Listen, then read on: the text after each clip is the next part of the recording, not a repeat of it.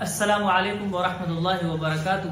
آج کی اس مختصر ویڈیو میں ہم آپ کو بتائیں گے کہ اگر آپ ابتدائی طالب علم ہیں اور آپ کتابوں کا مطالعہ کرنا چاہتے ہیں، خاص طور پر عربی کتابوں کا یا ادبی کتابوں کا، تو اس کا طریقہ کیا ہونا چاہیے۔ مثلا میرے ہاتھ میں وحی القلم کی کتاب ہے، تو سب سے پہلے جب میں یہ عبارت پڑھوں گا تو پہلے عبارت پڑھوں گا۔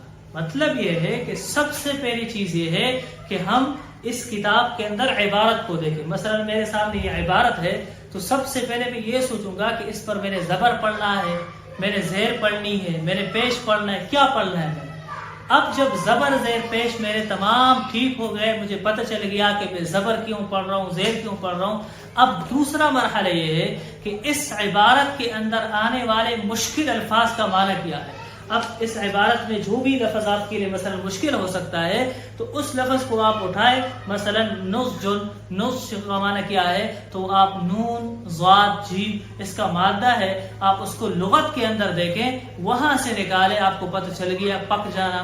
اب آپ کو اس لفظ کا معنی معلوم ہو چکا ہے تو اس کو اپنے عبارت میں لگا کر کے عبارت کو پڑھنے کی کوشش کریں۔ اس طرح جتنے بھی الفاظ آپ کے سامنے کتاب میں آئیں گے تو ان الفاظ کو آپ قاموس میں دیکھیں، ان کا معنی نکالیں۔ ہاں ایسا بھی نہیں ہے کہ آپ ہر لفظ کا معنی نکالنے لگ جائیں، ورنہ تو آپ کا سارا وقت اسی میں لگ جائے گا، بلکہ آپ ایک ایسی کتاب کا انتخاب کریں جس کا 80% آپ کو پہلے سے ہی سمجھ آتا ہو۔ 20% ایسا ہوگا تو آپ کو سمجھ نہیں آئے گا۔ ایک صفحے میں اگر 4-5 الفاظ آپ کو نکالنے پڑ رہے ہیں تو یہ کوئی بڑی بات نہیں ہے۔